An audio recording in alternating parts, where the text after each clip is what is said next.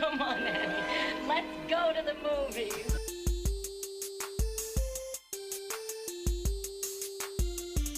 This is the Cinereelists, episode 719. My name is Zach. And my name is James. We're here to talk about movies and movie lists and movie obsession for the next hour or so. James, how's that sound to you? Sounds amazing. Yeah? I can't wait. I can tell you're game today. I'm pumped. Is that location based? Probably.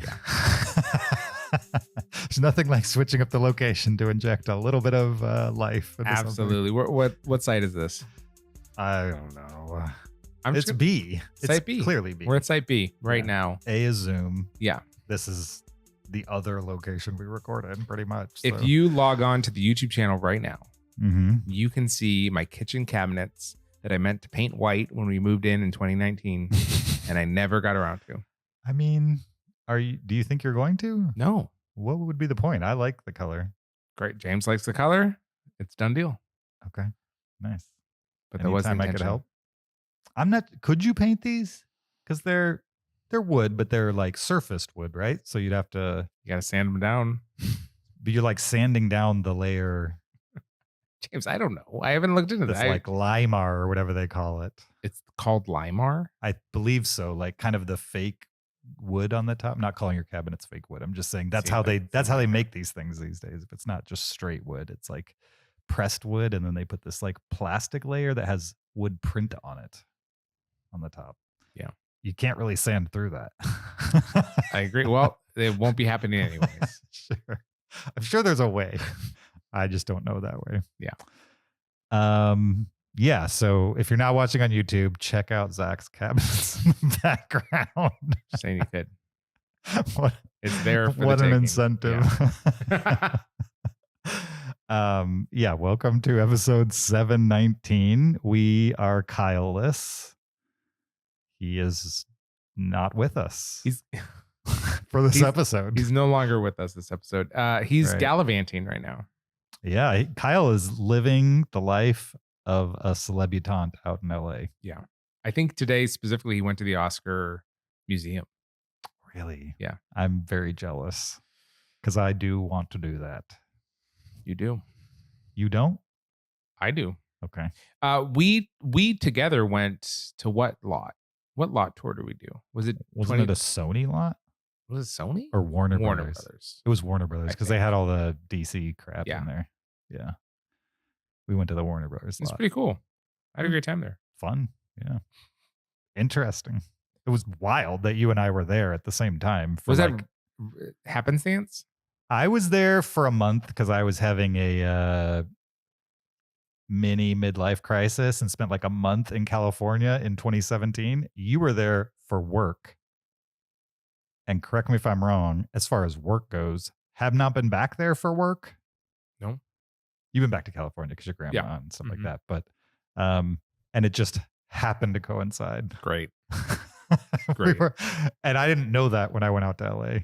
You were just like, oh, I'm in Southern California. We should do something. I was like, let's do it. Yeah. It was wild.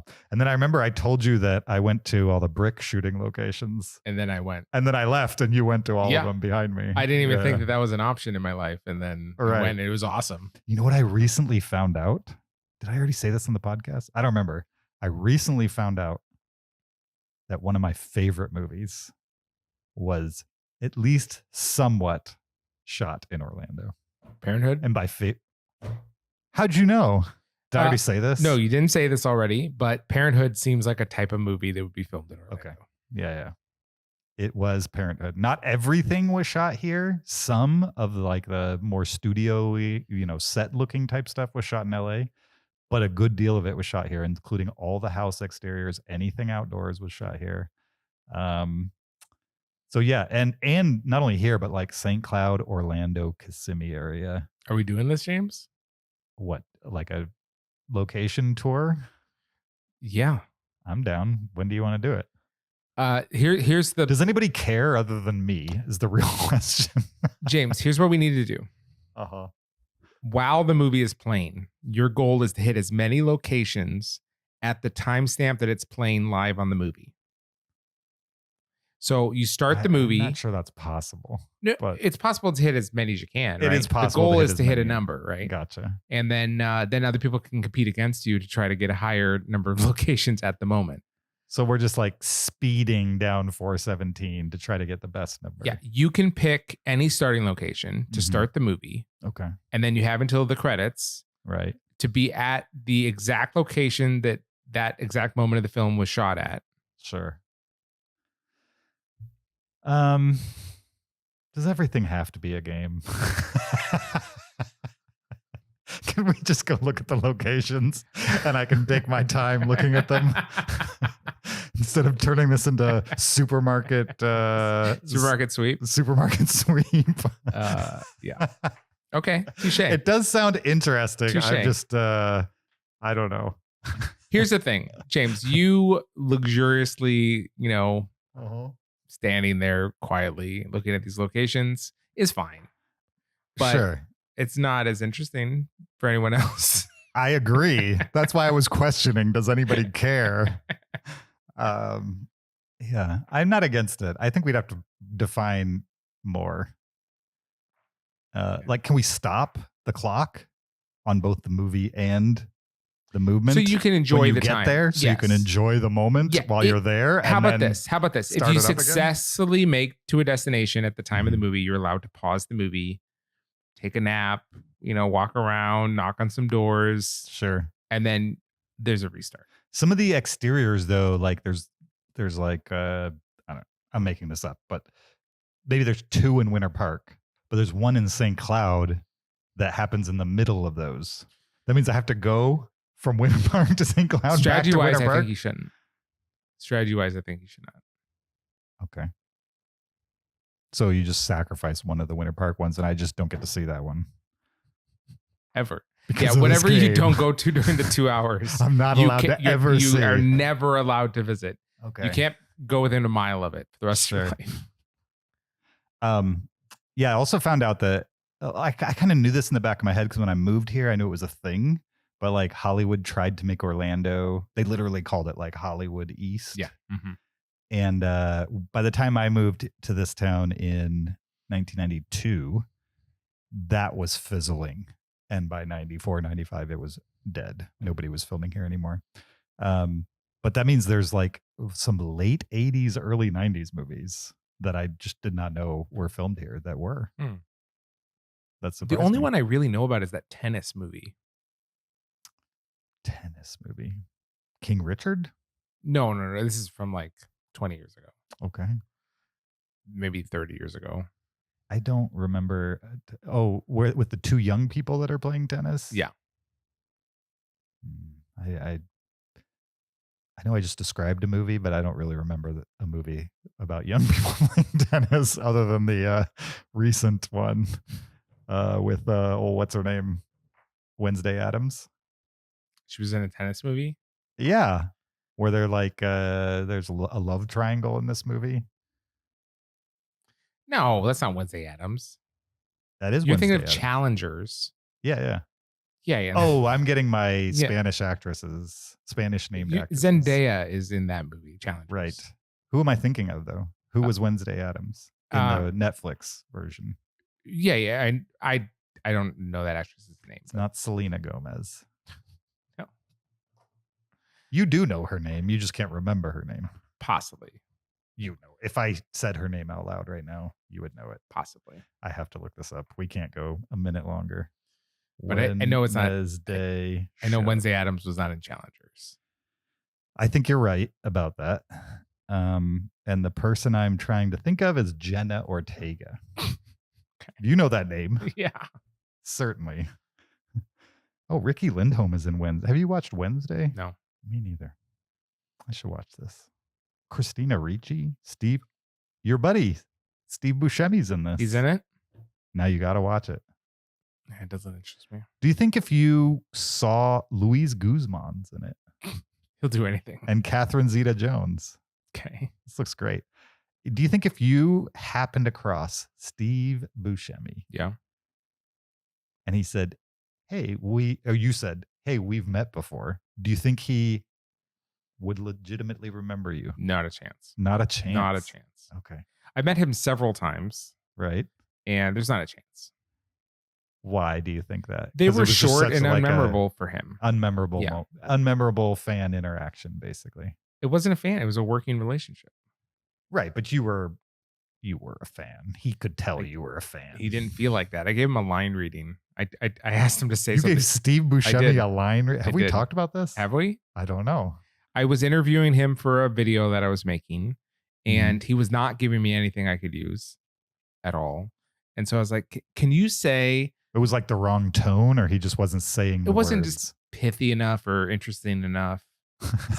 It's just, so it's not that you needed him to convey some information. You just didn't believe his performance? Is this why you gave him a line reading? It was. He hadn't said anything that I knew I could use in my video.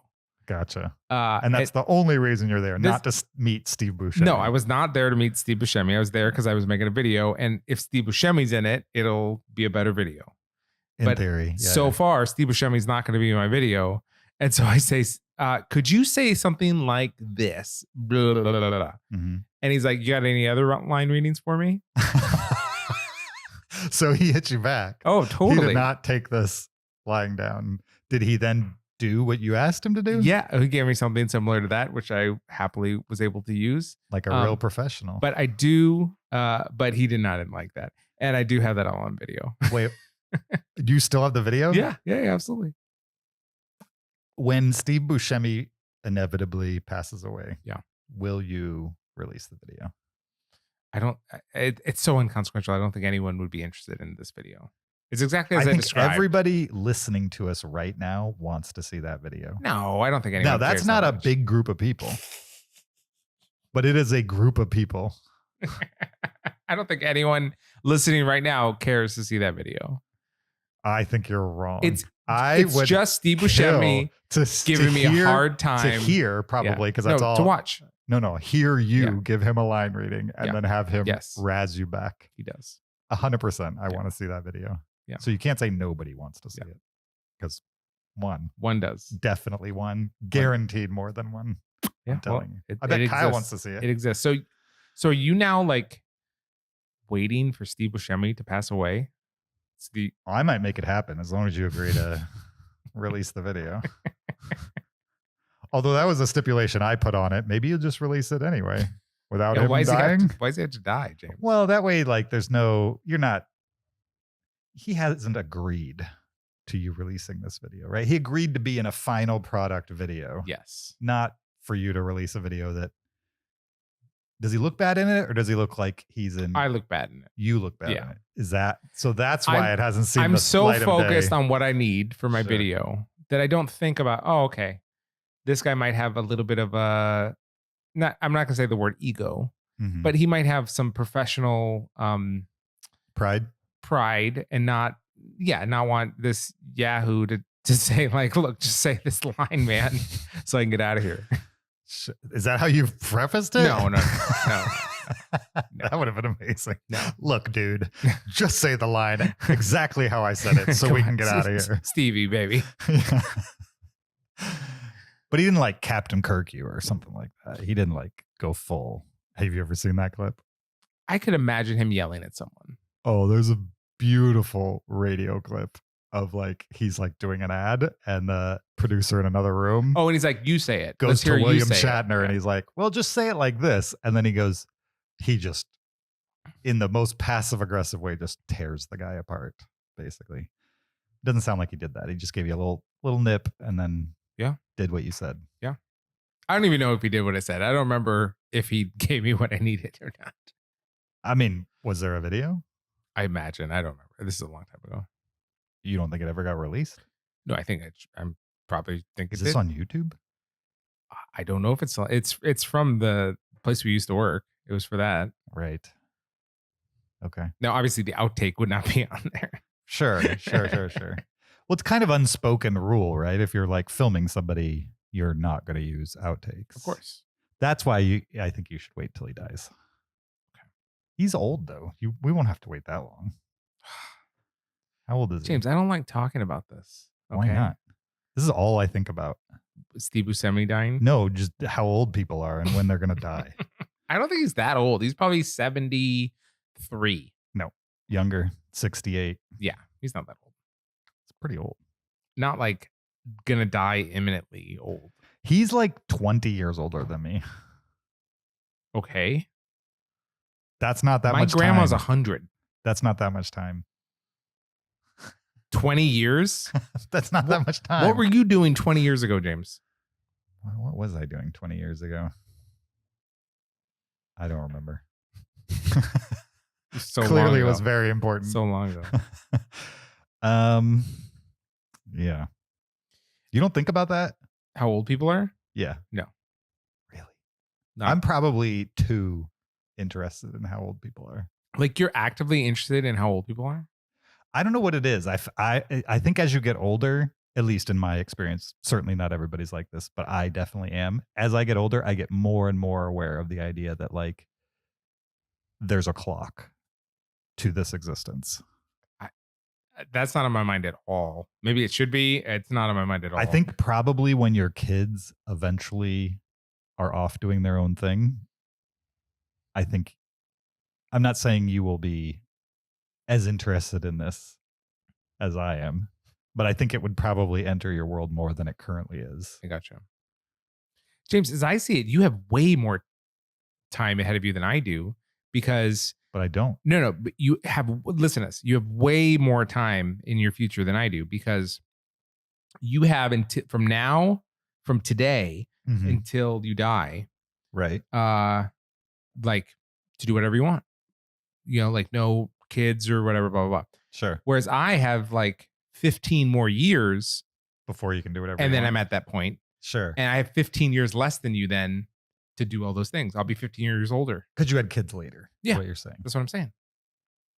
Well, you lived more of a free life on the front end. I did, James. I really did. So I think we will have roughly the same amount of time. It's just you time shifted yours or I time shifted mine. I don't know. Do you know I made a list of my crazy adventures? The ones you've had so far? Yeah. No. And I made it into a little web app. Okay. I should send that to you sometime. One of them is giving Steve Buscemi a line reading.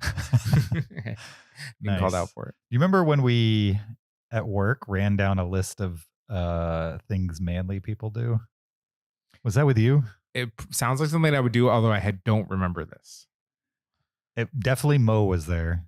I don't remember if you were there yet, but it was definitely me and Mo that did it, and probably Charles. And I don't remember how much you and Charles crossed. A ton. Okay. For a long time, it was you, me, Charles, and Mo.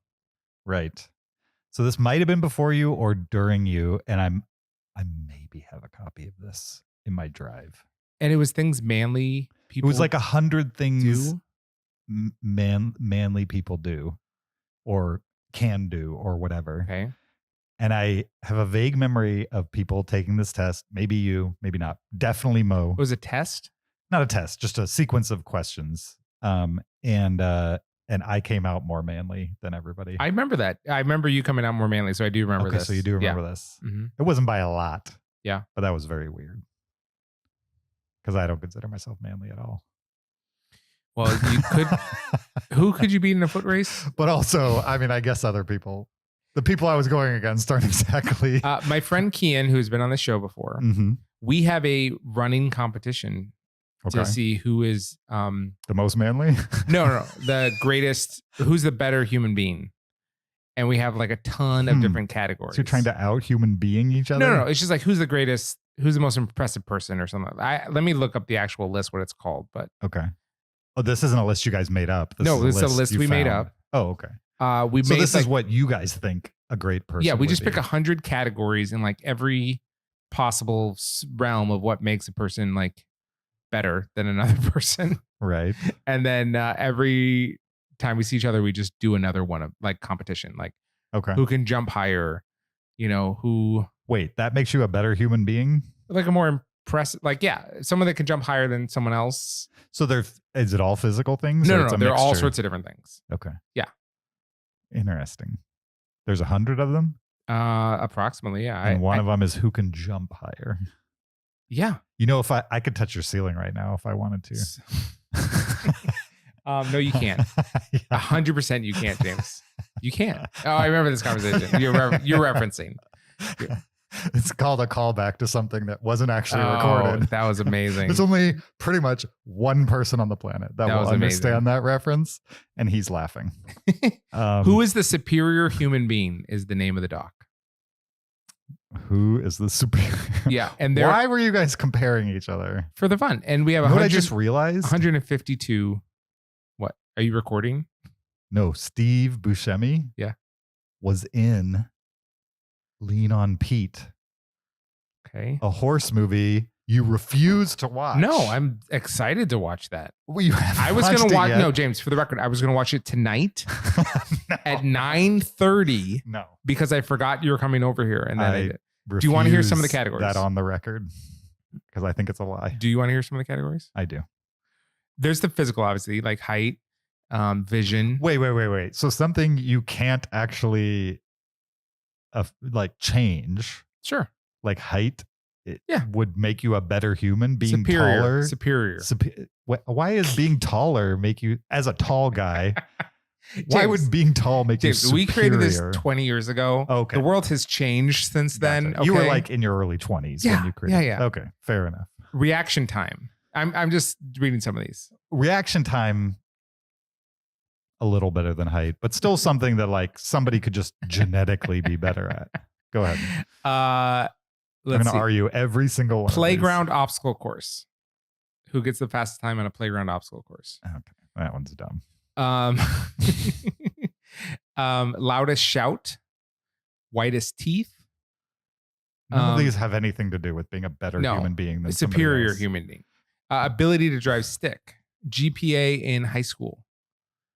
Okay. Money and savings. Books read. Money and savings. Yeah. Interesting. Let's see. If somebody I knew had a lot of money in savings, I'd be like, you're stupid. Why? Because it's just sitting there doing nothing. What's the point? Not saying have no money in savings, James. Put it in something where it's going to grow. It could be growing in savings. Yeah, like 1%. Could be a high yield savings account. Okay, 4%. It's still a waste in my mind. Wow. Someone's never heard of an emergency fund. No. Emergency fund's fine. I said a lot of money. Most languages you can say at least 2 words in. I won that. 2 words? Yeah. And so we have a running competition. We'll compete on these. And then we've also predicted who we think will win these. Mm-hmm. How often do you guys check in on this list? I haven't opened this in 4 years. So 4 years ago, you guys actually reevaluated them all? No, we just do one at a time. Like we just add. We've only competed on like 40 of these. So you don't have a list of 100. You're slowly adding them. No. We have a list of 152. Okay. And we're slowly competing in them. Gotcha. So when one person does one of them, you let the other person know, and then they do it? No, when we're together, we'll do one. Gotcha. Yeah. We'll be like, okay, number 91, Jewish knowledge. How do you evaluate that? We'll come up with a way. We'll take a test or something. Interesting. These are. Is Kian Jewish? He's Jewish. And you're Jewish. I'm Jewish. Half Jewish. Who's more Jewish? Kian. I'm half. He's full Jewish. Interesting. Would have never guessed Kian was Jewish. Okay. Is Kian a Jewish name? I've just never. No, it's Irish. Okay. That's probably why. That's like my first signifier.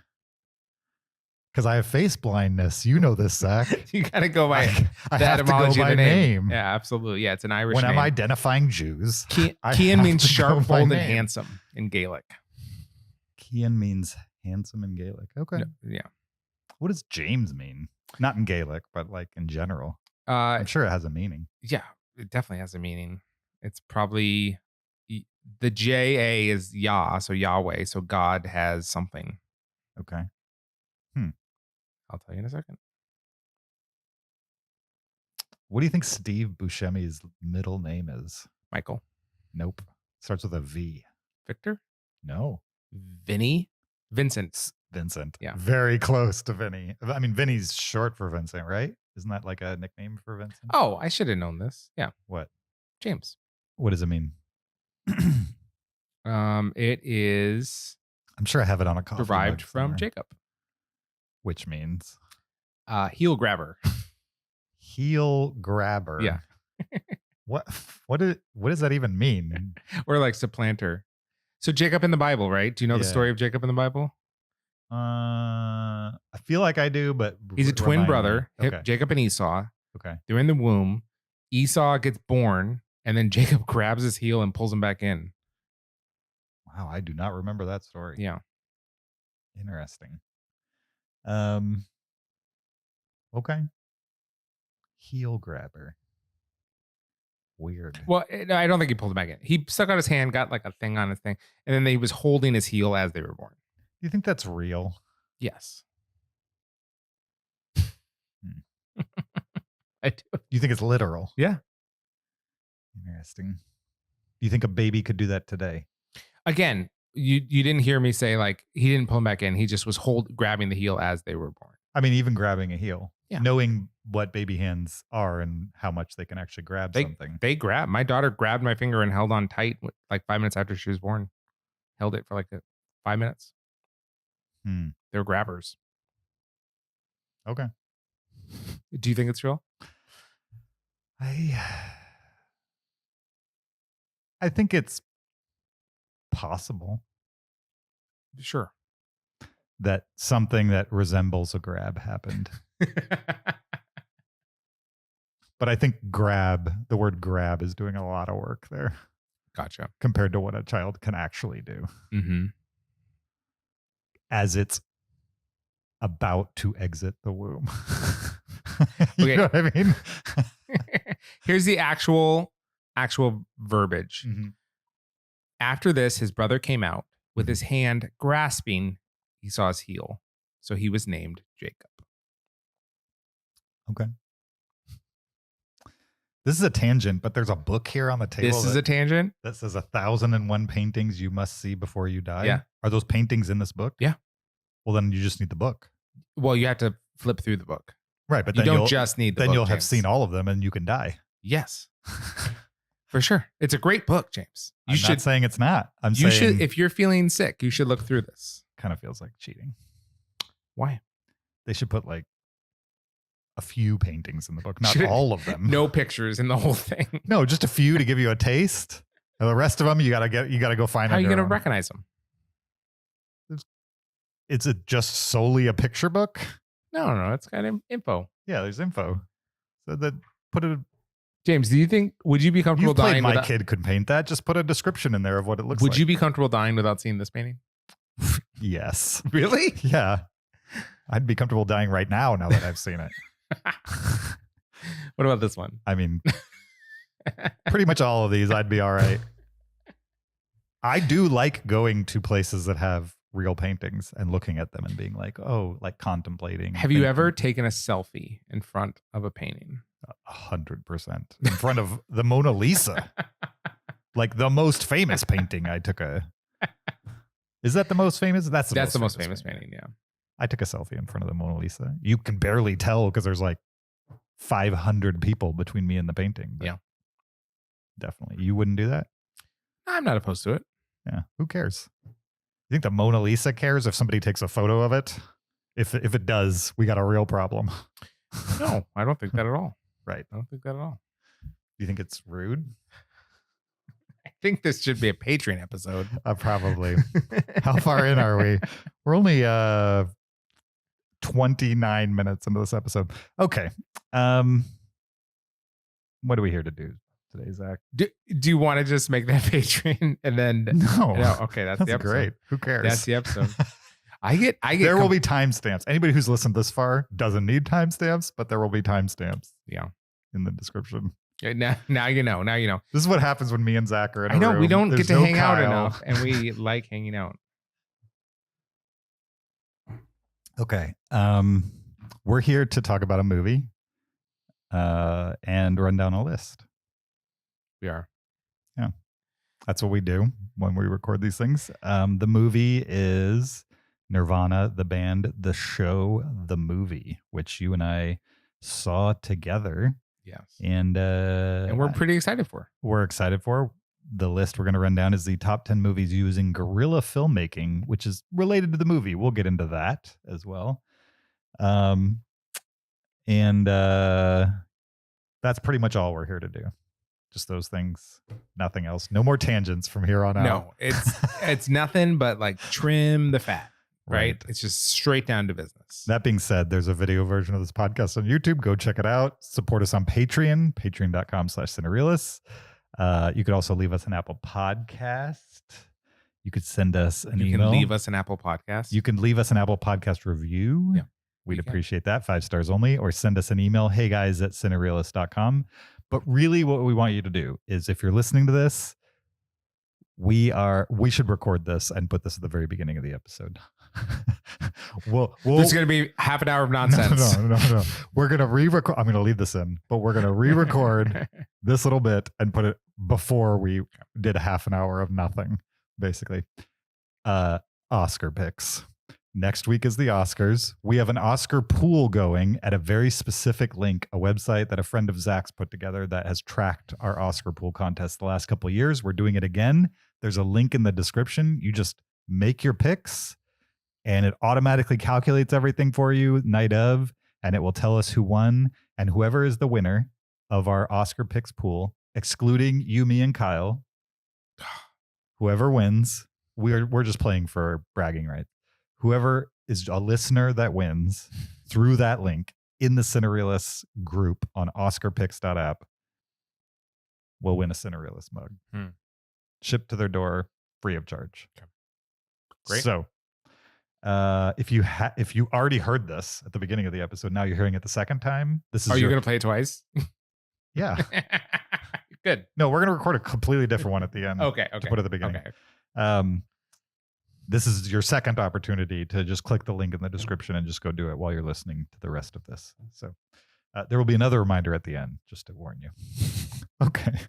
Also, before we, I said no tangents, but I have to know, how do you feel about live action Robin Hood being canceled? I'm bummed about it. I saw that and I don't know why. Wouldn't you be happy? Why? No, I'm super excited about it. You want a Disney, like they're going to ruin it. It's not even going to come close to your love of the first one. Guaranteed, no matter what. They can't ruin the first one. The first one exists and I love it. All they can do is add to the conversation and there's potential. It would be awesome. They're going to ruin it. Well, they're not going to. Aren't they're you not happy even doing it. that whatever was happening was so bad that they lost confidence in it and it's not being made now? Because they could have continued it half-hearted and just released crap. I do not think that it was that specific project they lost confidence in. Okay. I think it's market forces based on like Snow White. I think that is a big part of it. Did you actually read the article that you posted? I did. Yeah, the creator was like, he's super excited about it. And he's like, we already wrote like lots of original music for it and stuff like that. Like, I'd be super interested in that. So yeah, I am bummed. I'm not. I hope someday somebody gets their hands on it, does it right, with enough support to do it right. It doesn't sound like that was happening at Disney. Oh yeah, I remember like when it first got announced. This is years and years ago. I put a Google alert for like any news about it or whatever, and like literally like they announced that week like these 3 people are involved in the project, and then no news ever since then. It was I knew it was not happening. Like this was not moving forward in a way that like things were being released and leaked and like I tweeted the screenwriter that was assigned to it or whatever, and she wouldn't talk to me about the project. Like she actually replied and said, I won't talk to you, or she just never acknowledged it? She did reply to me, but I don't remember what she said. It was like I'm not discussing this or something like that. Gotcha. Yeah. Interesting. But yeah, no, I was bummed about she it. Bushemi'd but you. Not surprised. Yeah, she was like, no. She was like, no. Why are you asking me about this? I'm a professional. I'm not talking about it. Yeah, I'm not going to discuss this. Yeah. Okay. Well, I think you should feel good about it. Because like I said, it sounds like the environment was not right for this movie to be made and for it to be the best it can possibly be. And if that's the case, they shouldn't make it. And that's what it sounds like happened. Here's the thing, James. We've had like, I don't know how long, 20 years of people approaching Robin Hood from an angle that is less appealing to me, which is like the darker, grittier Robin Hood. Sure. And this, whatever it was going to be, was not going to be that. And so, hopefully, yeah, I would imagine, right? Sure. Like, I think we could, reasonably bet that it's not going to be the gritty Robin Hood cartoon. But Snow White wasn't gritty, and it was still not. That's fine, but keep in mind that I'm a person that gave Lion King 5 stars. So, like, that's true. If you're me, and for me, Lion King was 5 stars. If I could have that, but Robin Hood, 6 stars. If they made a live action version of Robin Hood and it was essentially beat for beat the animated movie, how would you feel about that? Elated. I would love that so much. Really? That'd be so fun. What is the point? I would love it. I love that movie, and now I get to watch it in a fresh way. No. What is the point? I would love it. I don't understand. That'd be amazing. James, think of like how well I know that film. So to be able to get to see that thing that I know super well, and like, did you see The Simpsons parodied Robin Hood? No. Have you not seen this? So, no, okay. I don't watch The Simpsons. No, that's totally fine. I made a YouTube video comparing their like maybe I have seen it then. To like the animation for the thing. Is it on the same channel as your like Jungle Book stuff? I don't have Jungle Book stuff. Or no, wait, not Jungle Book. Phantom Toll Booth. Maybe. Maybe. Anyways, if you haven't seen it, I'll show you. If you haven't seen it, I won't. But The Simpsons parodied Disney's Robin Hood. And here's the thing is they did it so well, so amazingly well. You could tell they sat down with it and they copied it. They tried to get the bricks the same. And it was awesome. I loved it. I thought it was such a great homage. It was like, I mean, they definitely had Simpsons characters doing Simpson things. Sure. But like, it seemed like the attention to detail was like super cool. I love that. I'd be totally into anything that like wants to remix it in fun ways. I'm totally down. Sure. I don't know. I'm not saying it would change the original. It just feels like your best shot at something good is something that like everybody who's making it is actually excited to make. Well, it certainly sounds like the director is very excited to make it. Yeah. Whether the suits who control the money or not is less of a concern to me. Yeah. In fact, the less excited they are about it, probably the better the project would be. They're like, oh, this isn't commercial enough. But also the less, like, it's probably never going to happen now. For sure. I mean, yeah. Well, I shouldn't say never, because Disney has remade things that I thought they would never touch. Well, yeah, but now it goes from being 7th in line to like best case scenario 30th in line. You know what I mean? Yeah. They've got to like remake all the things they've already remade before they eventually get to Robin Hood again. Right? That's where they're at right now. Is like it feels like they're maybe 10 years away from making another Lion King, another version of Lion King. You know what I mean? Because that would make $500 million as opposed to an original IP, which maybe might make 100. I think I could see them in 10 years making a Lion King with like actual real animals, and they like digital the faces or whatever, or like AI Lion King. Well, a lot has to change before Disney starts making AI movies. A lot, I think so. There's going to be so much industry pushback against that. Sure. Like from like the, SAG, and who's making that movie that's coming out this year that's like all 100% AI generated except voice acting. Yeah. That's the Pie guy. Pie and Requiem for a Dream. Yes, Aronofsky. Darren Aronofsky's AI company is going to release the first AI movie. No. It's not a movie. It's like it's not a movie? I think it's on History Channel. I don't think they're releasing it in theaters. I did think that it was a movie in the theater. I think it's like a mini-series, like a historical mini-series. That's less shocking. But it's the first kind of like surface level, we used AI for this. Everybody's going to know it. We're not hiding it. Yeah. This is not a piece of it. It's the majority of it. Yeah. Anyway, I thought that was interesting and thought it'd be interesting to get your take on the Robin Hood movie cancellation. Speaking of movies that weren't canceled and somehow got made, let's talk about Nirvana, the band, the show, the movie, which is why everybody clicked on this, clearly, now that we're 40 minutes in on this. All right, we're going to jump into our movie for this week right after this clip. Good. It's a parachute. Actually, that's what this is for. Yeah. We need something that that can cut through. Like, we're going to be quite up high, and I think they're going to have a safety harness on us or something like that. And would snippers like this, would they be able to cut through like a kind of harness? No, what are you trying to do, though? That's my question. So we are going to be up on the CN Tower in on the edge walk, where we're wearing I think they put a safety vest on you, and we need something that can like cut through the rope or the cable on it. Do you know what I mean?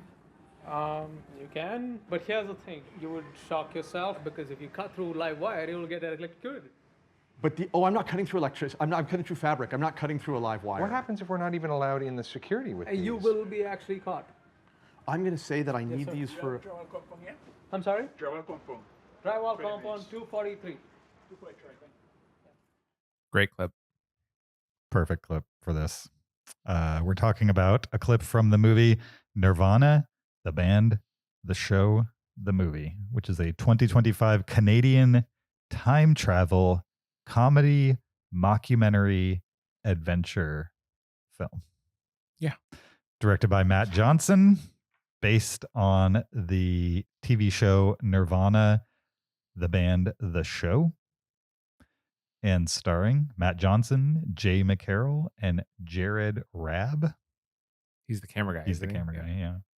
The official IMDb plot synopsis for Nirvana, the band, the show, the movie is: when their plan to book a show at the Rivoli goes horribly wrong, Matt and Jay accidentally travel back to the year 2008. Perfect synopsis. That's what happens. That's exactly what happens in that movie. This, more than most things we talk about, probably needs a little context. I would think so. Yeah, most people have not watched Nirvana, the band, the show, or seen Nirvana, the band, the show, the movie. Or ever even heard of any of this stuff. Sure. They might have heard of Matt Johnson because of his The Dirties.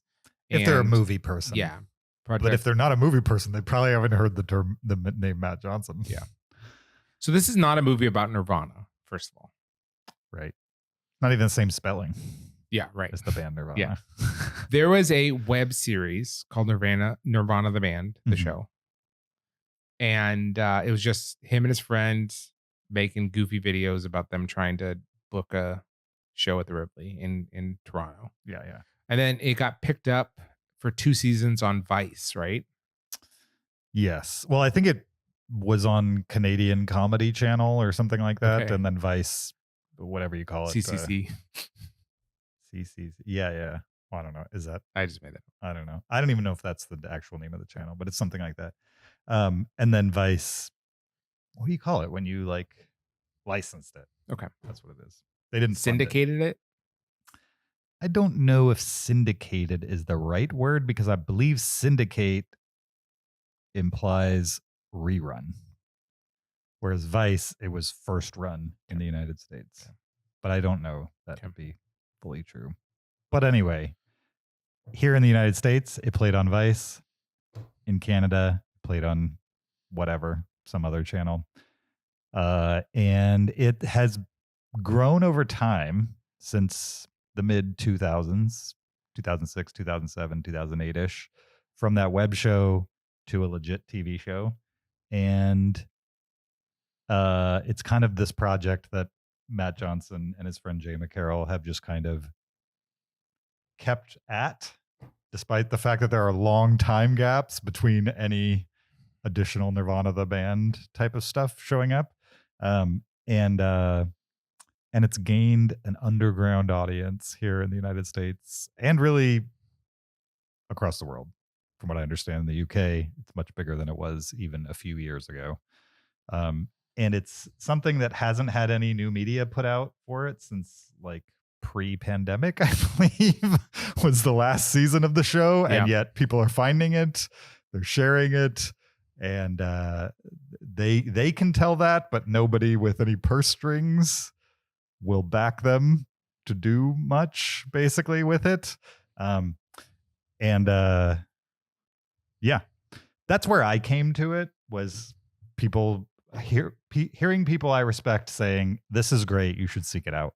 And then if you're curious over the course of our conversation how to do that, I would just say look really hard on archive.org and you'd probably be able to watch pretty much all of it, the web series and the show itself. I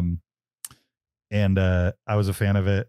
I think I talked to you about it. I know you probably heard about it, not just from me, but it had gone around. You checked it out. Kyle has yet to check it out, right? I do think so. Although he should really like the movie, but he has to watch the show to. Right. fully- Although, do you have to watch the show? No. But I think you'll appreciate it more. You'll get more out of the movie. Yeah. You'll get more out of the movie just watching one episode of the show. Agreed. Totally. It will help you. Watching episode 1. It'll help you acclimate to the style of comedy and storytelling in these things, which we'll get into a little bit. So yeah, it's an obscure Canadian comedy show by a director who makes movies in a very specific way, movies that we've talked about on this podcast before. You mentioned Matt Johnson, director of The Dirties, which is a school shooting movie that happens to have funny moments in it. And then he made Operation Avalanche, which is about a group of journalists, right? Or no, it's a film crew that goes to NASA. Yeah, documentary film crew that goes to NASA and then films a fake moon landing on NASA property. And then they made Blackberry, which was kind of a success for Matt Johnson. His biggest success, for sure. It's what got this movie made.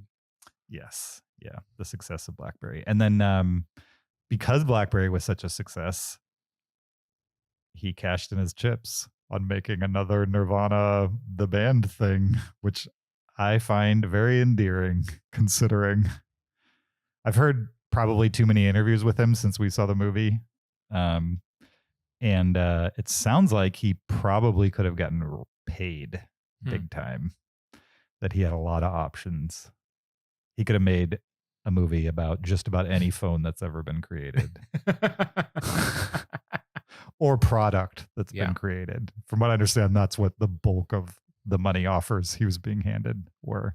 Although, did you hear he's making a Hot Wheels movie? I didn't know that. No. Yeah. Okay. He's like in very early pre-production on a Hot Wheels movie and in post-production on an Anthony Bourdain movie. That I knew. Yeah. Anyway, why are we talking about Matt Johnson? Probably the only reason to talk about him is because he makes movies in a very specific way. Can you describe that way for them, Zach? Yeah. So So what production looks for them is they have a super small crew. It's pretty much just the camera guys and them and maybe a sound guy or something, and they just shoot like continuously. They'll do like 2 hours on a recording. Like they just don't turn it off. And then they just improv and try things and like just keep doing they throw a ton of spaghetti at the wall. Mm-hmm. And then they also will interact with people in the real world without them knowing. So they'll do a lot of like hidden camera stuff where they're in character and just they'll interact with people. And then if it's interesting, they'll incorporate that into the plot. And then they've shot just a ton of just random stuff. And then their editors create the story, essentially. Is that accurate? Yeah. I mean, that's what I know of the process. Maybe the only thing I'll add is that the editors will say, hey, this, and this, we've edited these together and now this is the sequence. But in order to really make it work, we actually need you to say this in the scene that you shot 3 months ago. Right. And so they will put on the same clothes, go to the same location, have exactly the same conversation and make sure they say that and then back that footage into it so that it makes sense in reverse, essentially. Which is a pretty unique way to make a movie, because most big budget movies, you use a location and you move on and you don't get to go back and fill in something in the middle. So it's pretty unique. It's a comedy for sure. And it's a comedy of errors, I would say, the show and the movie itself. It's these two guys, Matt and Jay, same names as the director and the other actor in the movie. And it's been described as basically Pinky in the Brain. Every episode of the show or the web show, they start with coming up with a plot that will eventually, they hope, end in them playing as a band at the Rivoli, which is a bar across the street from where they live in the web series anyway. And it's just this little bar that has no real cultural significance other than it's the biggest bar on their block. It used to be a big deal, like really? Back in the day. Yeah. It was a place where like a lot of bands would play. Okay. And it's just past its prime now. It used to be a thing. Gotcha. That makes sense. Do you think it was a thing back when they started the web series? When they were kids. Yeah. Got it. So in their brains, this is like the height of you've made it. Because everything they do is like, what did we think was cool when we were 10? Yeah. Right. For sure. So they just in the real world timeline, they made the web series. They got the show on Canadian TV. It was brought to the US via Viceland. They did 2 seasons of it. Halfway through season 3, show gets canceled because the comedy station in Canada shuts down. Vice doesn't want to pay to finish season 3, even though they were halfway through filming it. And then eventually Vice shuts down. Yeah. And so the show itself, even though they are halfway through shooting season 3, is in legal limbo. He leverages the cachet he got from BlackBerry to make a movie in the hopes that it will motivate somebody to allow them to finish season 3 of the show, which is just such a weird motivation to make a movie. And then they make this movie that is so much more context than we normally give these things. But it's just a unique way to end up making a movie and a unique way to make anything. So the movie comes out. Honestly, before we start talking about the movie, when you and I sat down in the theater, I was just so personally satisfied that this was actually a thing. Yeah. Like the idea that this thing that I eventually got around to after a bunch of people recommended it to me, I had to go on my own effort, go find it and watch it inconveniently. And I loved it. I just never in my wildest dreams thought I would be in a movie theater watching Nirvana, the band, the show, the movie. In what world is that a reality? Yeah. I don't know. Did you? No, it was great. It was great. And it felt like a movie. Like it wasn't just like some rinky dink, thing that like is a glorified web short, It was It was a film. Absolutely. Yeah, there's definitely a budget increase compared to the TV show. Although the TV show has a few episodes that are absolutely... Matt Johnson, as a filmmaker, knows how to squeeze every dime out of what is essentially nothing. You know what I mean? Oh, yeah. Like he pays nothing to shoot this type of stuff. Yeah. Even BlackBerry, from what I understand, like a lot of filmmakers look at that and they just they don't know how he did it on the budget he had.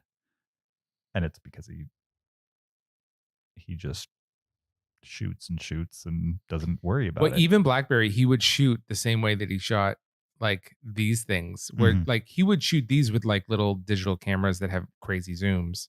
So he would like use cameras that with probably not film cameras, but like fancy expensive cameras with crazy digital zooms. He said the actors on BlackBerry, the most questions he got asked was, where are the cameras? Because they were so far away that they didn't even know where they were. Yeah, and I heard he was using lenses from like like National Geographic Yeah. videographers so that he could be like Yeah. all the way across the room away Yeah. from actors. And I also heard he would give actors an idea of like where they need to get without giving them full line readings. And but tell them like have a conversation before you get to the part where you make sure you say, you know, roughly what you need to say, and then just continue the conversation well after. Like don't just, when I say action, just go right into it. Just like have a normal conversation with your co-actor and then gently slide into what you're here for, which to an actor, I imagine, depending on what kind of person you are, could be awesome or really annoying. Sure. I don't know. Anyway, Nirvana, the band, the show, the movie is pretty much just a buddy comedy movie wrapped up in all this other stuff that we've been talking about. Yeah.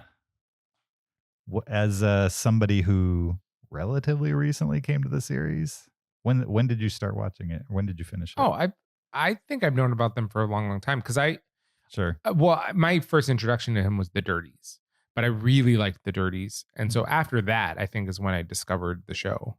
Oh, okay. You've probably been watching it longer than I have. Possibly because I immediately from the Dirties, I was like, this guy knows ball, you know, like he knows what he's doing, and then well, he knows how to make this specific style of movie, even by his own admission. If you sat him down and wanted him to make disagree another kind of movie, his Steven Spielberg episode of Nirvana the band, sure, was amazing. Like he was able to cop Steven Spielberg better than I think most people could have.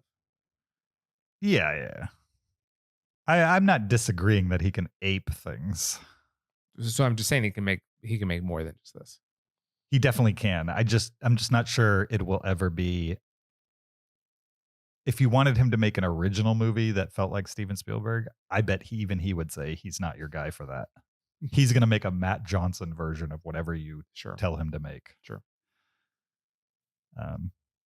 That's just the vibe I get from interviews. He didn't necessarily say that, but I don't think he's interested in doing anything else. That's not a Matt Johnson movie. Yeah, for sure. Which is fine. I think it's super creative. Let him do his thing. I love it. I feel like, and this might just be anecdotal, we've entered a time where it feels like there's less division. Even directors that I felt had strong markings as far as what's theirs and what's somebody else's. I don't know if I'm making any sense. Like a director's fingerprint on a movie, it feels like over time it's less and less clear. I don't know. Maybe that's just franchise fatigue type stuff. Yeah, part of it's that. I don't know. But like even what's his name? The guy with the AI company that we already mentioned. Aronofsky. Yeah, Darren Aronofsky. His last movie, the one Gotta Steal It or Been Caught Stealing. Caught Stealing. You watch that movie and you're like, this doesn't feel like a Darren Aronofsky movie. That's interesting. Feels like Darren Aronofsky is trying to make a movie that will be more widely accepted. And instead he just made a movie that felt like anybody could make it. Okay. I got similar vibes with One Battle After Another. I know other people probably disagree, but One Battle After Another has shades of what I expect from P.T. Anderson movies. Mm-hmm. But I think there's a reason why it's the most highest grossing movie. It's because it feels the least like a P.T. Anderson movie. Sure. Because P.T. Anderson movies have a barrier to entry. Yeah. They're difficult movies, typically. Whereas One Battle After Another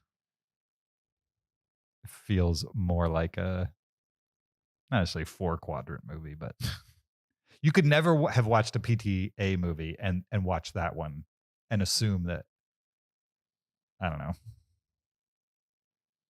The Master is going to give you the same feelings. It's not. A very specific movie. Or what's the one with the fashion designer? Oh, I don't know. You know what I'm talking about. Yeah, for sure. With that guy in it. Yeah, I never saw it, but yeah. You saw it. We talked about it on the podcast. I don't think I was on that episode. No, come on. You didn't see a PTA movie? You saw it. Oh, okay. Then I'm thinking of something else. What's the one about? There was one about like a Giovanni or something that came out like a year ago that looked terrible. That was not Paul Thomas No, Anderson. okay. Yeah. That was somebody else. Yeah. Licorice Pizza? Phantom Thread. Oh, yeah. You saw Phantom Thread. Yeah. Fashion design. He's not a fashion designer. I mean, he's a clothier. He creates clothes. Yeah. But when I think of fashion designer, I think of like, someone that's working for Gucci or something. But I didn't say he was a lawnmower. It's in the similar world. Yeah. Right? Yes. Okay. He's not taking other people's clothes and like hemming them for people. He's literally creating the designs. Yeah. He's a fashion designer. I get. Anyway, point is, long story short, Matt Johnson makes movies in a Matt Johnson way, and I wish we had more filmmakers who would just do their own thing. Totally. His movies are very clear to me. They're the way they are because he made them. Yeah. And no other reason. And certainly Nirvana, the band, the show that he directed and starred in, feels like the most complete version of that. I don't know. What did you think about it? I had a lot of fun with it. It's funny. It's really funny. And also it's clever. Mm-hmm. And also it's surprising many times. And so that's a great combo. Yeah. We'll have spoilers obviously, but like it was a lot of fun to watch. 100%. I've seen it twice now in both instances. In fact, I think I liked it more the second time. But in both instances, it was just a super fun time at the theater with a group of people who clearly wouldn't even be in the room unless they understood what was happening here. It gave me vibes of going to see like Borat or Jackass in a movie theater, which is interesting because they do have some similarities in the production of them. But all three of those are kind of using that hook of filming in public in different ways.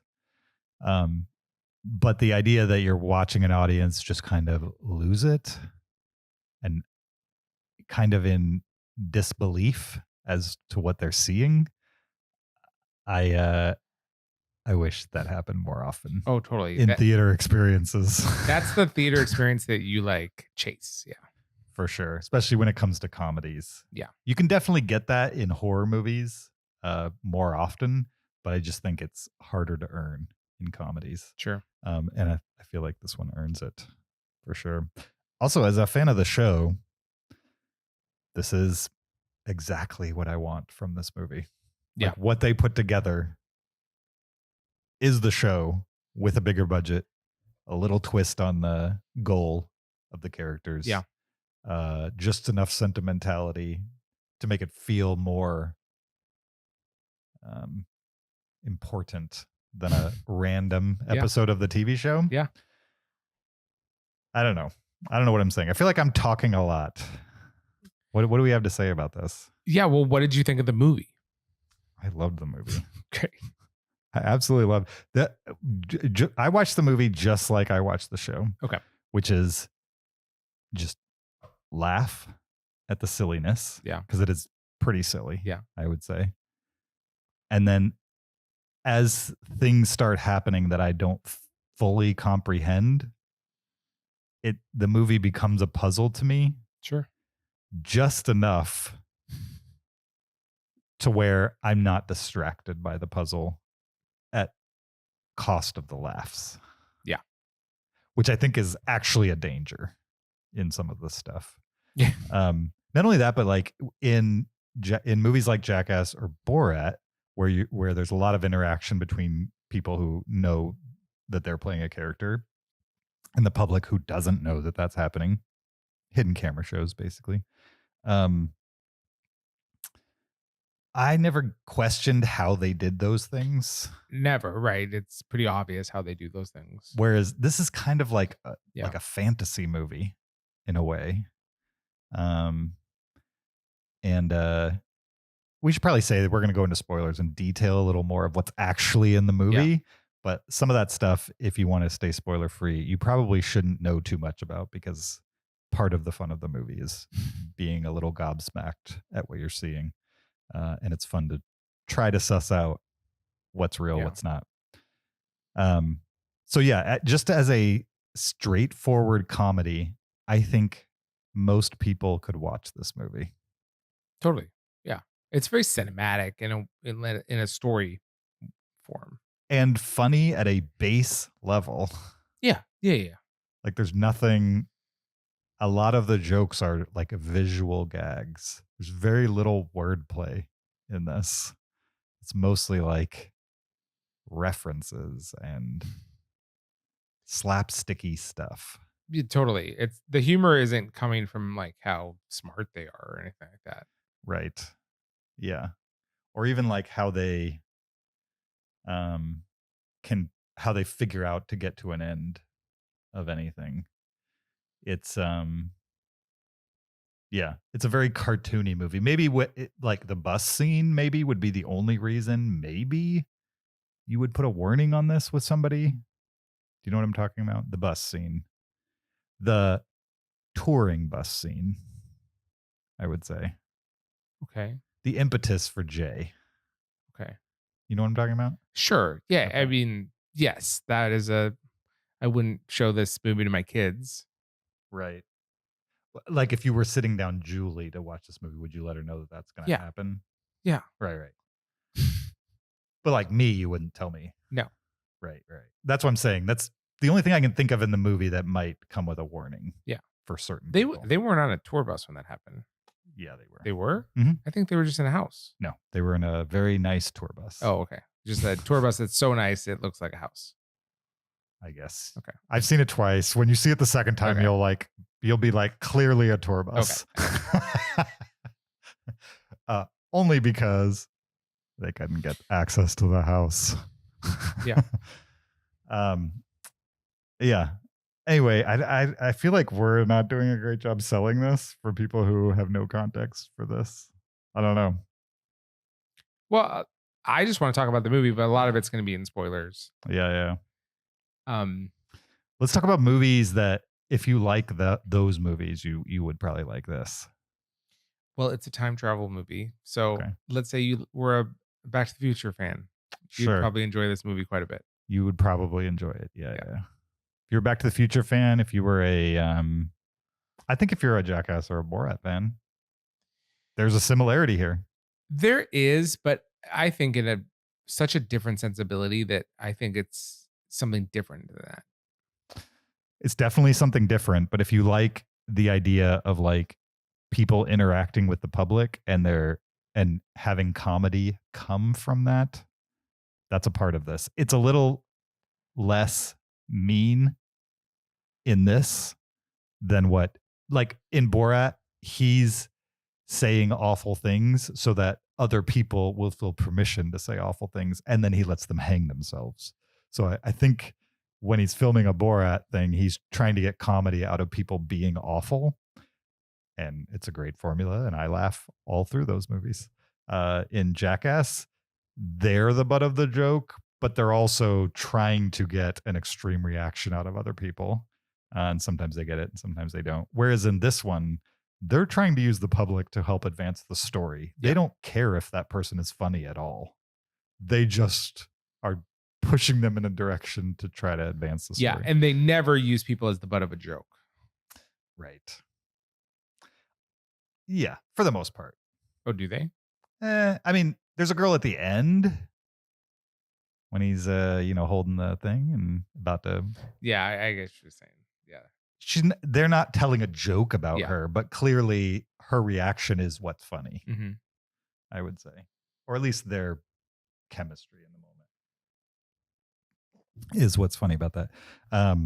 If you haven't seen this, you don't know what we're talking about. But anyway, yeah. So if you like those kinds of movies, or you just miss comedies in general, right? Funny comedies, I think probably if you're listening to this, it's probably not your first episode. You probably know what Zach and I like.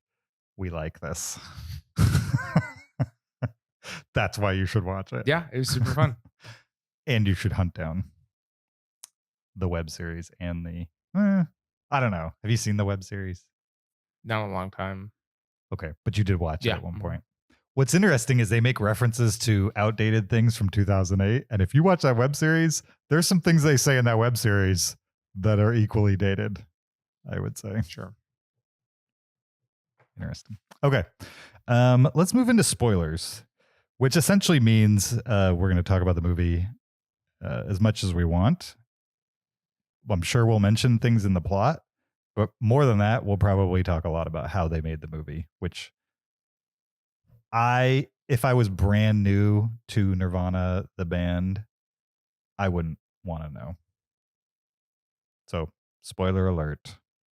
If you plan on seeing it and you are intrigued, you should probably stop listening and come back to this. Okay. We're in spoilers. This movie's wild. Yeah. It's Oh, for insane. sure. Yeah. It's insane, the things they do Yeah.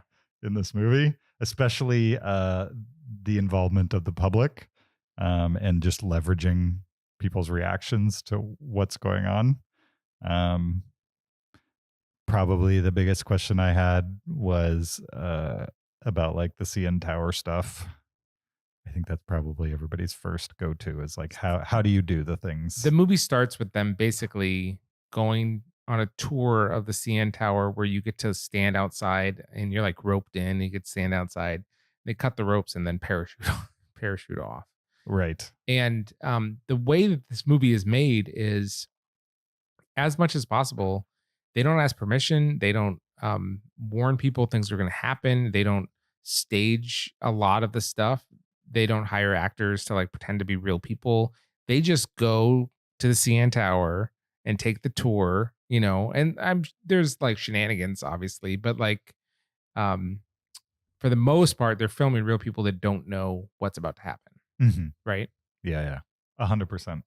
And not only people, those people include the tourists and the people who are actually working at the CN Tower. Yeah, like they have not security gotten guards, permission the tours, at yeah, all right, to do this. And they just have other dudes with cameras who are posing with other families filming them. And from what I understand, a lot of things that they'll film and they kind of think one thing will happen. Mm-hmm. And then if something else happens, it just changes the plot of their film. Like they're like, oh, they didn't expect to get into the CN Tower. They had parachutes on and they're like, surely security's going to stop us. Mm-hmm. And so that'll be the end of that storyline. But then security didn't stop them and let them go in with parachutes. So they're like, okay, well, I guess we're doing this like plot line now. You know what I mean? Like right. They scrapped a whole road movie that they were going to do. Like the original intention for this movie was going to be this road movie based on some other movie. Mm-hmm. And it slowly turned into Back to the Future. Yeah. Yeah, that was my understanding too, that they filmed another movie in New Orleans. And then at some point, their entire crew got arrested. And that pretty much put a damper on the direction they were going. And they just came back to Canada and regrouped. And how much have they talked about that? Like, do you know anything about that? What I just said is pretty much what I know, other than they're repurposing that footage for the season finale of episode 3. Okay. Or of season 3. Okay, great.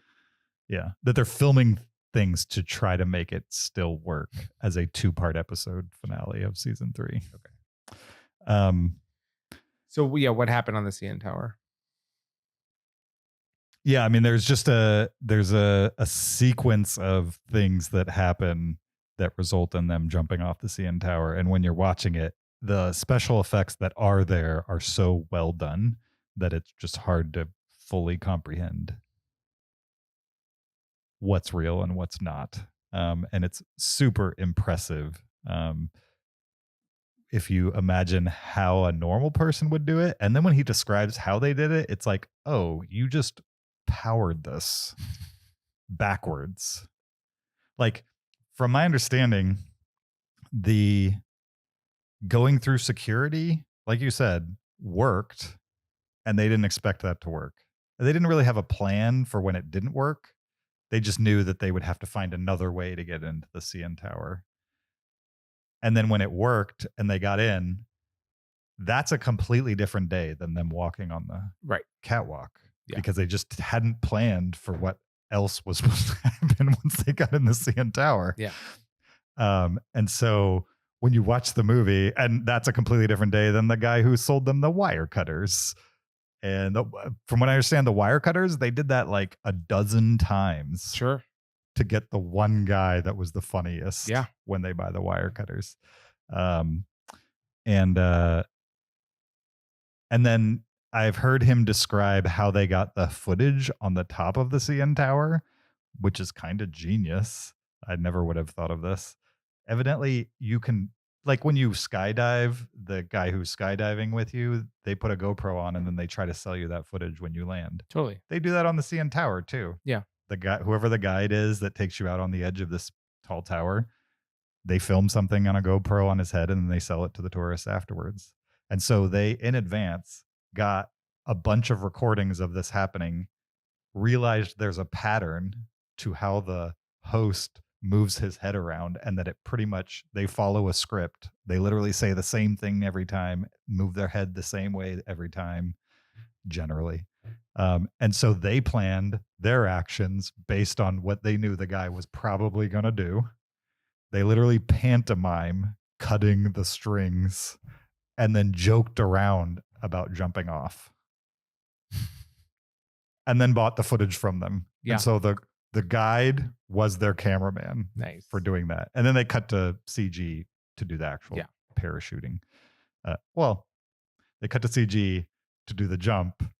The parachuters are real. Yeah, right. Totally different shot. Oh, Yeah. Totally, of course. So anyway, just the idea that they had to piece this together, and I guess they could have maybe gotten permission to do it and probably done it in one day. Sure. Instead, they turned it into like a month-long project. Yeah. Just to do it for real. Yeah. Or as real as they possibly could. And that's insane. Yeah.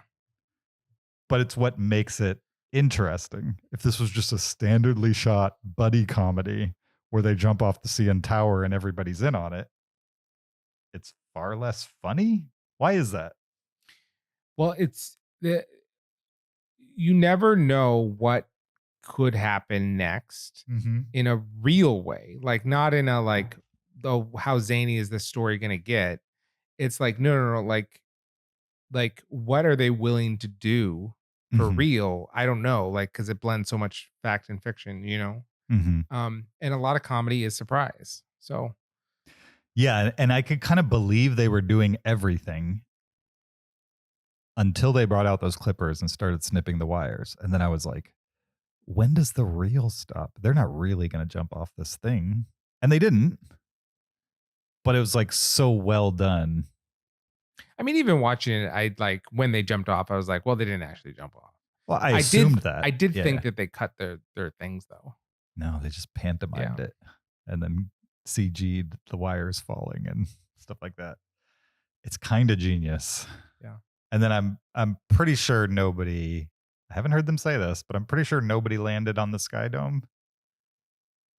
Yeah, that would make sense. That's all CG. Yeah. And then they cut to footage of them like high-fiving firemen while they're holding parachutes in their hands, which I'm sure they just found a fire truck and ran up to it with parachutes in their hands. Exactly.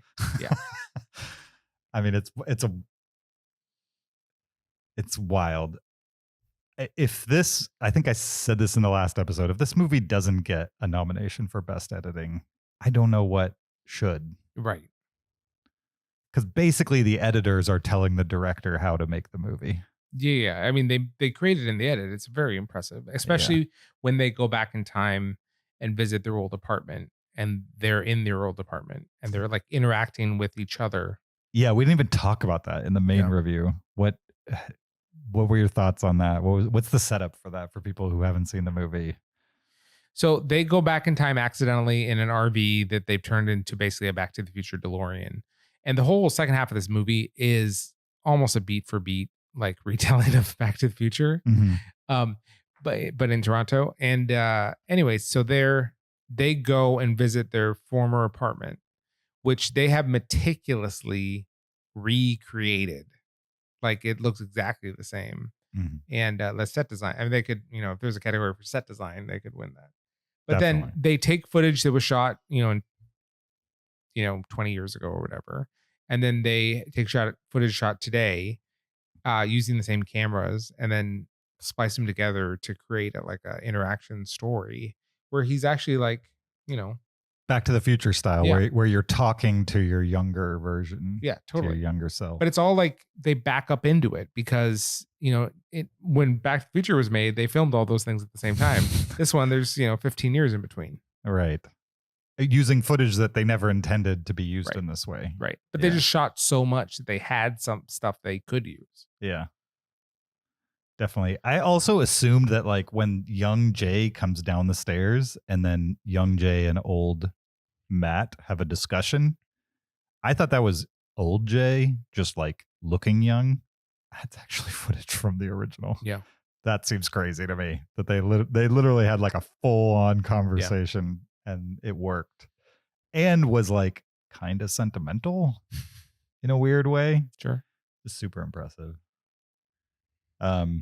What stands out about the movie for you from a production perspective? Was there any sequence that caught your imagination more than the others or anything like that? Well, to me, I mentioned this with his Spielberg episode of the show. He's very good at figuring out what makes something work so well. So with Spielberg, he knows what makes Indiana Jones and the Last Crusade work. With this, he knows what Back to the Future, what makes it work. And they include some of the same music stings and plot elements and stuff like that. And it's just, it makes it so fun in the exact same way that Back to the Future is fun. But it's its own thing, obviously, because they're being idiots and, going about their stuff. And then there's so many little touches that they do. When the people are watching the news report about people on the CN Tower or whatever, and I love a psycho. He just makes a fake news report, but plays it at a real place that people are just going to listen to and hear this fake news report, assume it's real and film them. And then all of a sudden you have a real scene of real people of a real thing that's not happening. Right. Yeah. It really blurs the lines. It's great. Definitely. It makes you wonder, the people in that bar, if they came home and they were you know what I saw in the news? Some people were on the CN and the people were that didn't happen. That didn't happen. They can't find anything online about it. You know what I mean? And then 2 years later, you're in a movie and didn't know it. Yeah. And it probably just a reaction shot of you watching the news. When he made this movie, before they shot anything, really, he had a long meeting with his lawyer and they worked on the plot together, him and his lawyer. Is this legal? Only tell me if it's legal. And if I give you an idea that's not legal, just say no. Sure. And they just they backed into where can we get as close to the legal limit as far as where we can film, what we can include, what we can't, all that kind of stuff. Sure. Yeah. The CN Tower stuff really interests me as far as that goes too, because there's shots in the movie where they are at the top of the CN Tower, not the walkway area, the service area. Those look staged to me. Not staged. Are you saying that they were stuff actually in the daylight is not staged? Stuff in the daylight. I only remember the night stuff. They're on there in the daylight. Yeah. I only remember that. The night stuff looks staged. The night stuff is green screen. Yeah. With a real drone.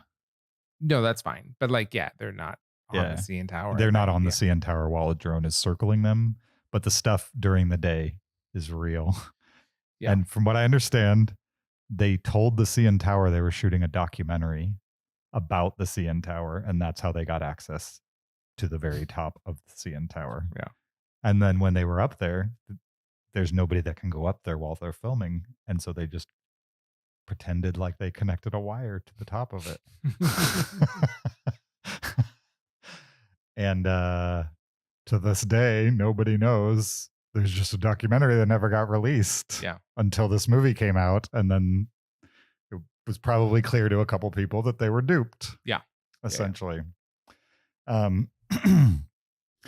Yeah. So that's the kind of stuff where I'm like, is that illegal?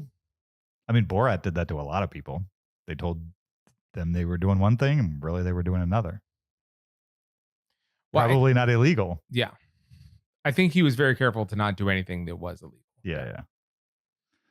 Yeah. And it luckily was successful enough. From what I understand, like people from Toronto love this. And so if he was ever to get arrested for something in it, I'm sure there would be some kind of outcry.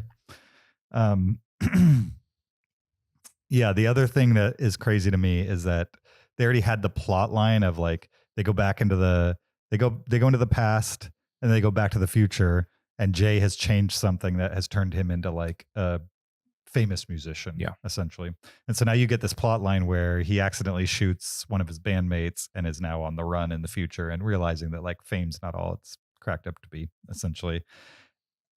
And that was the plot that they had. They just didn't know exactly how they were going to get there. And they were at a radio station with some friends of theirs, one of the few canned scenes with people that aren't Matt and Jay. And they heard that there was a shooting at Drake's house. And so they're like, let's go to Drake's house and see if maybe we can get some footage. And Jay happened to already be in his rock star clothes. And so they get to Drake's house and they're just telling him to like run away from the house, run away from the press conference, the real, very real press conference that's happening. And then once they had him running away, then they had to figure out why was he running away. And that's how they get to him shooting his bandmate. Mm-hmm. And it's just such a weird way to make a movie. It's so weird. And the stuff in the RV with the bandmates, one of which he shoots, those couldn't be real people. So they got non-actors, bandmates that were friends of theirs. Literally, that was a real band that was in the bus. And they were like, just talk about the most monotonous thing you could think about. And then Jay's going to come in here and just start talking to you. You guys just pretend like you don't care about anything he's saying. And that was all the stage direction they gave him. Amazing. Yeah. Anyway,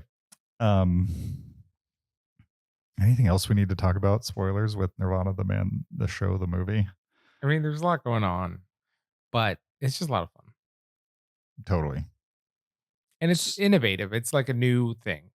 Like we've seen hidden camera stuff. We've seen like including real people and they don't know, but this feels like a fresh take. Yeah, it feels like a more complete movie riff on it. Those other things are like mockumentaries. Mm-hmm. Like Jackass isn't even a mockumentary. It's just a sequence of unconnected segments that happen to include the public sometimes. Borat is, I don't know if it's scripted, but it feels more directed.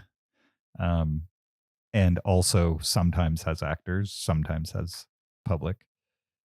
But it's trying to say something. This is just a straight up fun buddy comedy that happens to have this interesting production design to it that I don't think would be near as funny or fun without the production design element. All right. We probably should have letterboxed this at the end of the non-spoilers, but we'll just do it right now. Why not? What are you going to give Nirvana, the band, the show, the movie? I want to hear yours first. 5 stars. Yeah, 5 stars for me too. Yeah. Only because I feel like as a fan of the show, this was made for me and it can't get much better. Yeah, they did. They nailed it. They hit it out of the park. For what this is supposed to be, in my mind, it's that and more. Mm-hmm. And also, I think mostly accessible for people who maybe have not seen the show. Totally. Yeah. Yeah. I think it's more important that you've seen Back to the Future than you've seen their previous show. Probably. In ways that Borat was too. Like you could watch Borat and that could be your entire introduction to that character and what's his name playing that character. You could have not watched any of the short segments from the HBO show. It would have been fine. Same thing here. You can watch Nirvana, the band, the show, the movie. The title's not doing you much favors in that way. No. But if you remember, the first Borat movie had an insane title too. It did. So, all right. 2 5 stars for Nirvana, the band, the show, the movie. We also have a list this week.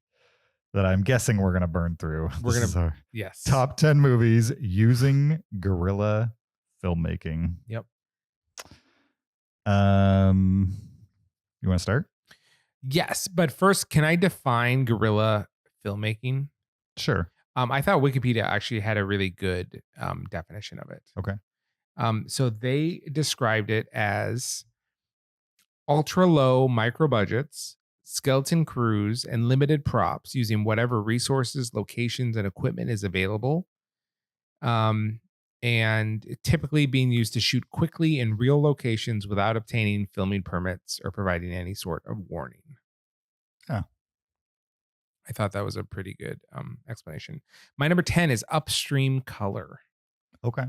That's a Shane Carruth film. He's like the writer, the director, the audio engineer, and the main actor in that film. Mm-hmm. Really small production budget. I think it was like a $50,000 budget. And so they would use with that budget, you like can't control your environments at all. And they would shoot one takes of things and not get permits at places. And then they just came up with a really innovative, interesting sci-fi film. So Upstream Color. Not to tangent again, but are you bummed that we'll probably not get another Shane Carruth movie ever? Super bummed. Yeah, totally. He was such an interesting director. For sure. I was looking forward to a long career for him and bummed that he turned out not to be that. Yeah. And more. Okay.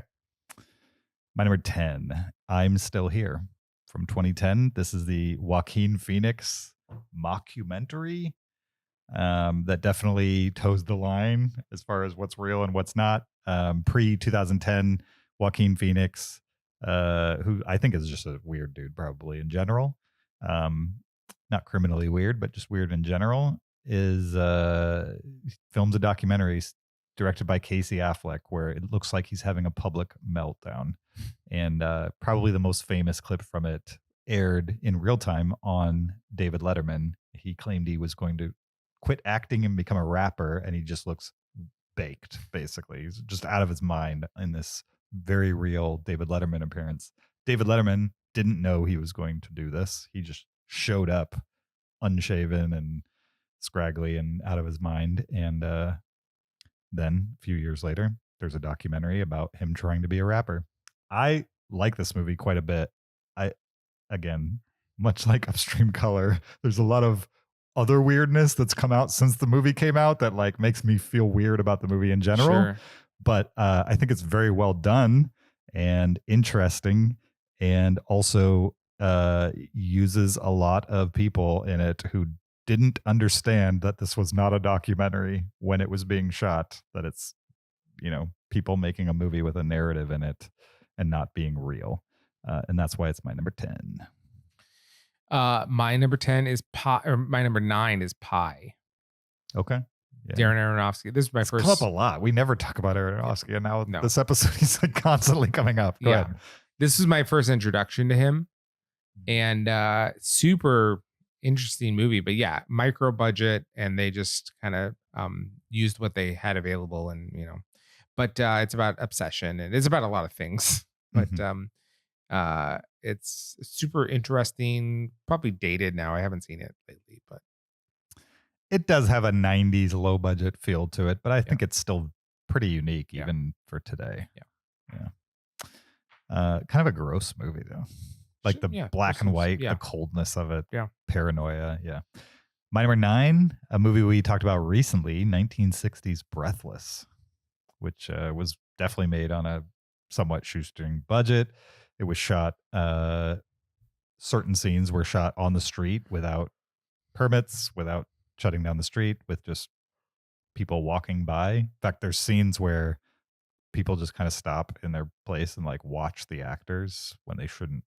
If it was a normal movie, they would be paid extras that just go on their business.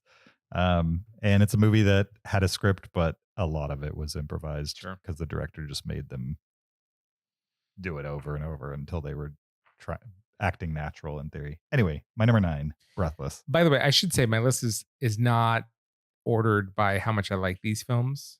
They are ordered by how much I think they fit the criteria of a guerrilla filmmaking. Same here. Okay. My number 8 is Once. I had to give that disclaimer because Once is my 4th favorite movie of all time. Sure.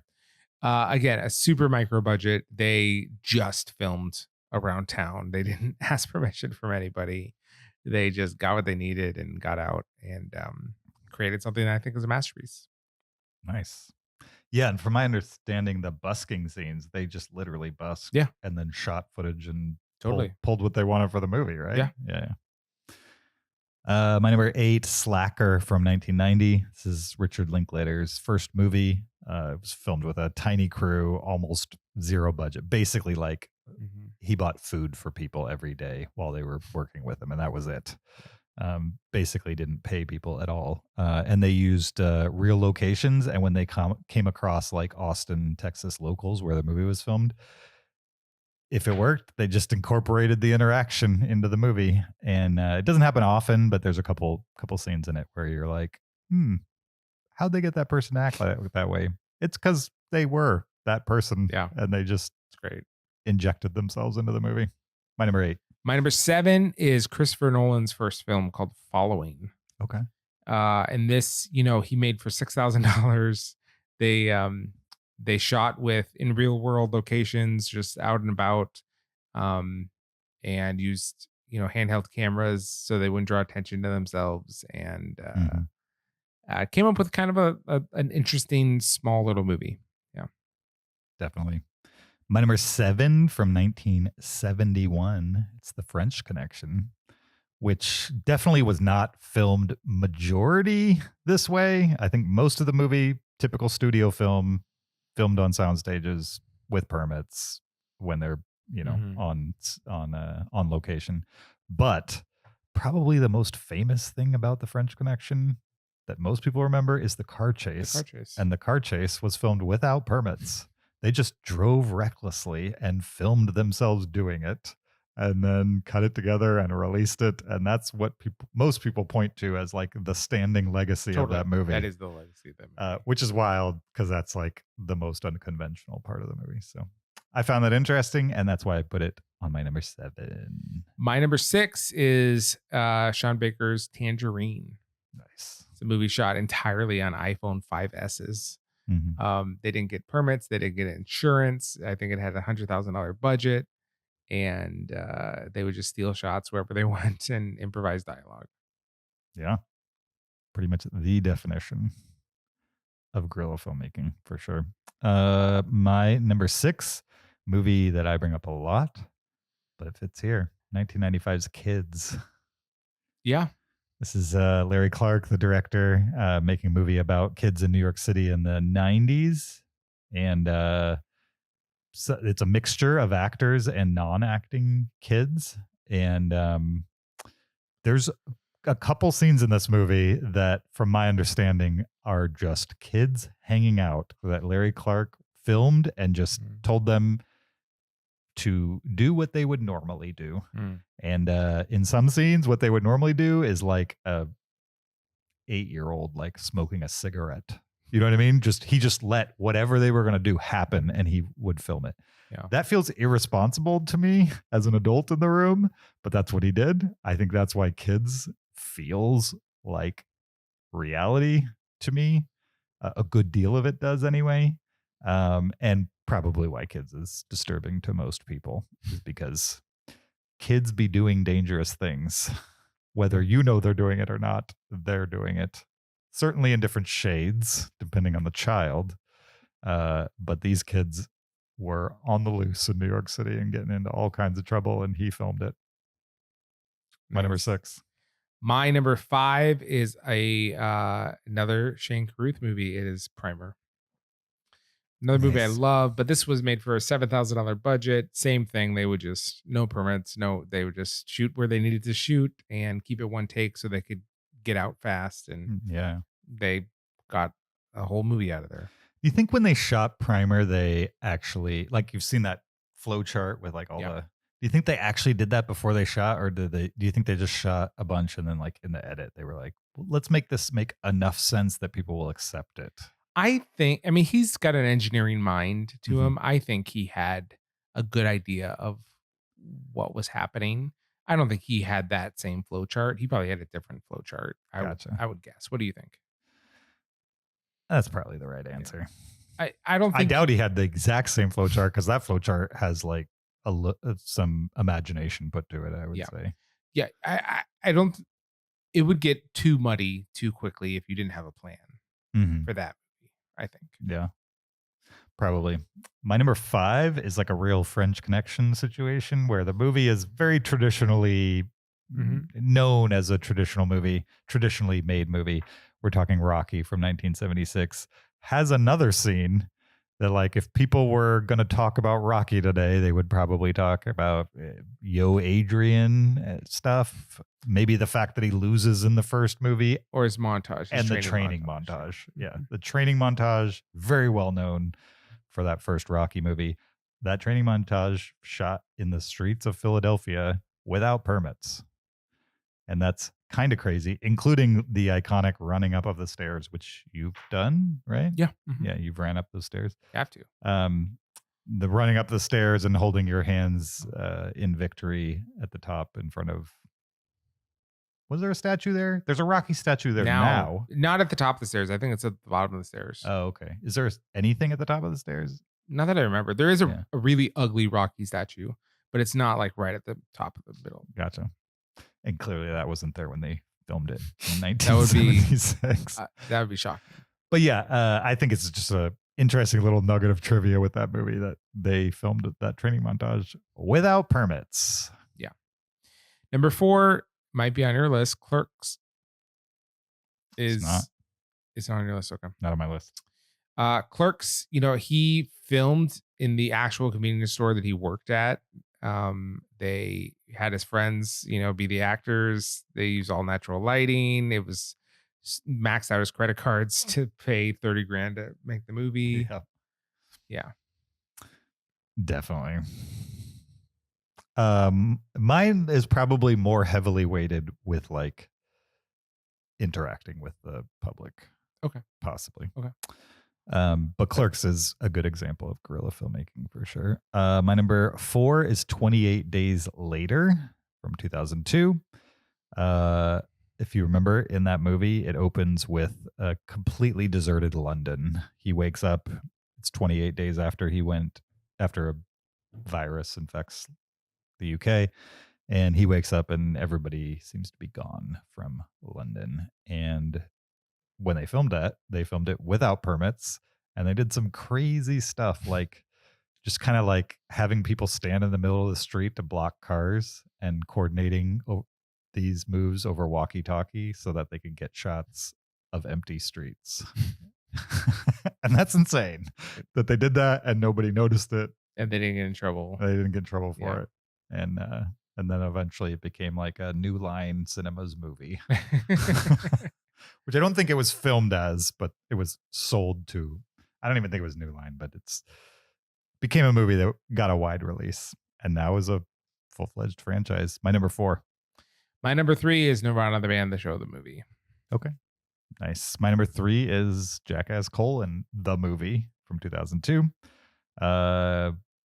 Tons of interaction with the public for sure. The golf course air horn bit. Have you ever seen this movie? Yeah. Okay. I don't really remember it, but they're on a golf course and the golfers are swinging to tee off and they're hitting an air horn from the bushes. And then eventually one of them gets so mad that he runs into the bushes and starts throwing his golf clubs at him. It's stupid, but it's all about this guy not knowing that they're filming something. I could go through all the bits. It doesn't matter.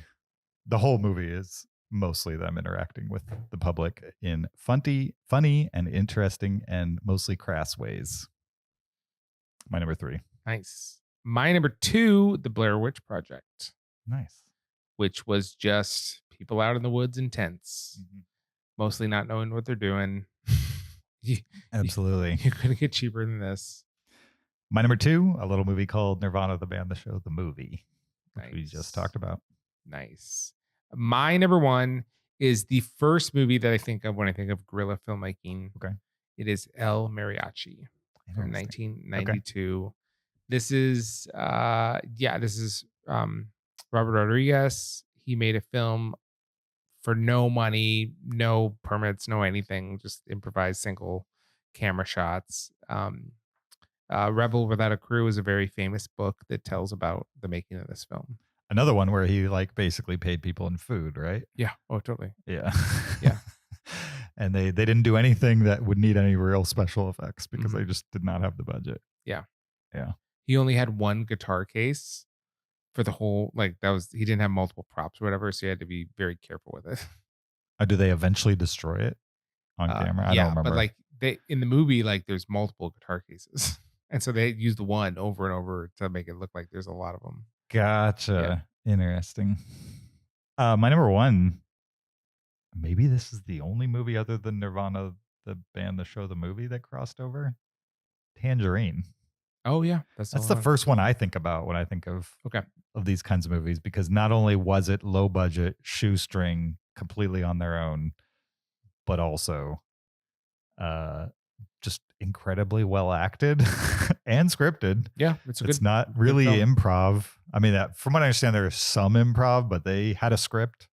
It's not all improv, and they're just filming it in the streets, and whoever walked by. They don't really interact with any of the public.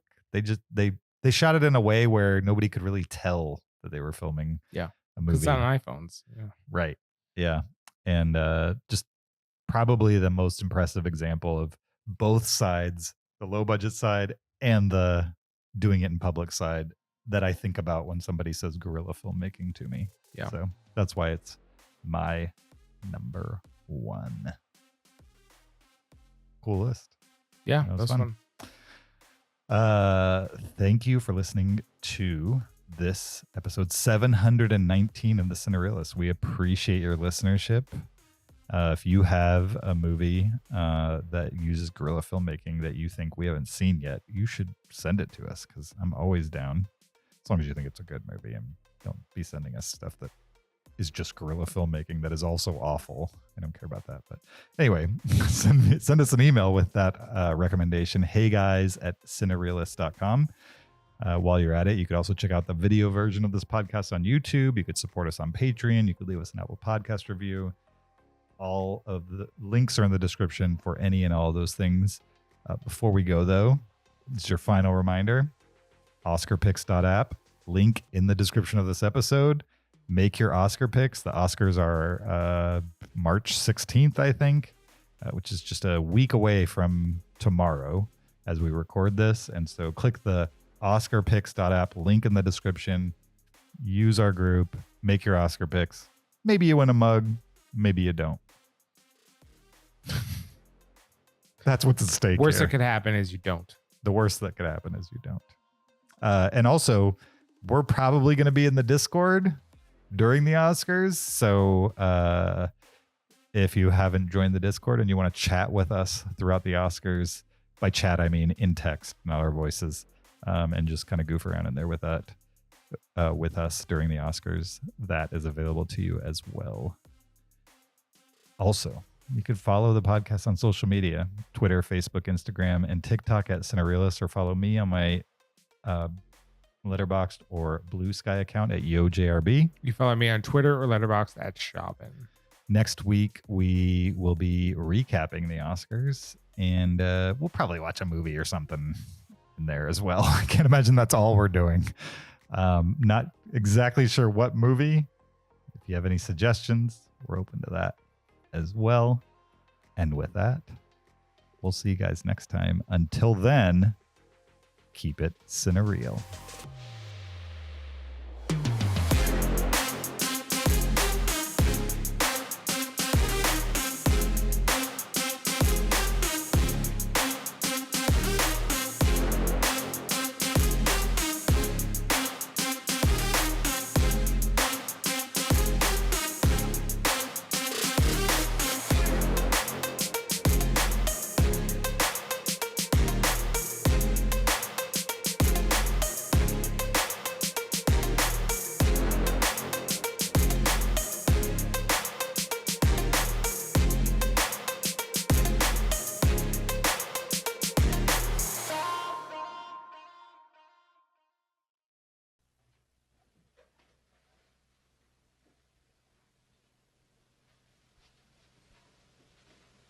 You're still here? It's over. Go home. Go.